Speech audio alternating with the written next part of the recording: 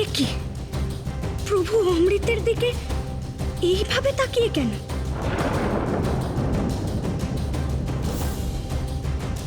শ্রী শ্রী এই কলস এখানে এখানে মোটেই সুরক্ষিত নয়। তাই তাই এই কলস আমি আমার সাথে নিয়ে যেতে এসেছি। এই কথা কেন বলছো প্রভু?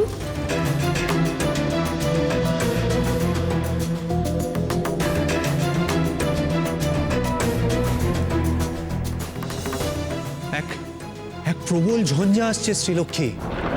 সেই ঝঞ্ঝায় তুমি, কলস সব বিনষ্ট হয়ে যেতে পারে।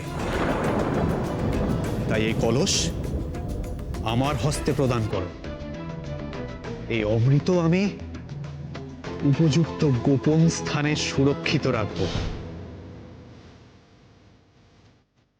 এই চক্রের দ্বারা আমি প্রকৃতির চক্রকে রক্ষা করি, আর এই শঙ্খ দ্বারা আমি সেই নিত্য চক্র থেকে বেরিয়েও আসি। আমার এই কৌমুদকী গদা দেব ও অসুরদের শাসন করার অস্ত্র।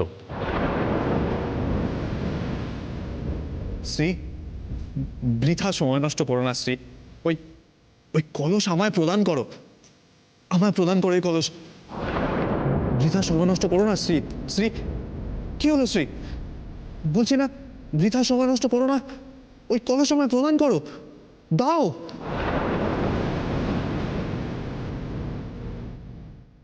শ্রী, দাও না। তুমি কি সত্যিই আমার প্রভু? না না, এ কি ভাবছি আমি? প্রভুকে সন্দেহ করছি, কিন্তু প্রভুর আচরণ এমন অদ্ভুত লাগছে কেন? চোখের এই দৃষ্টি।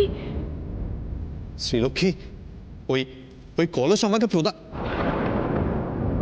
আচ্ছা, ঠিক আছে, আমি আমি নিজেই নিয়ে নেবো এই কলস। আমি নিজেই নিয়ে নেবো। দাঁড়াও, দাঁড়াও।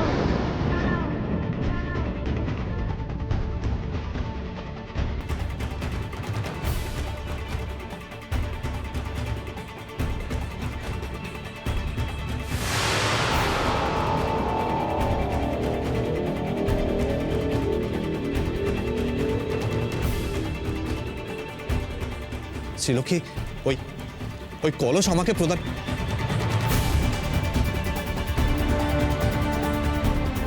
শ্রী, তুমি কি করতে চাইছো শ্রী?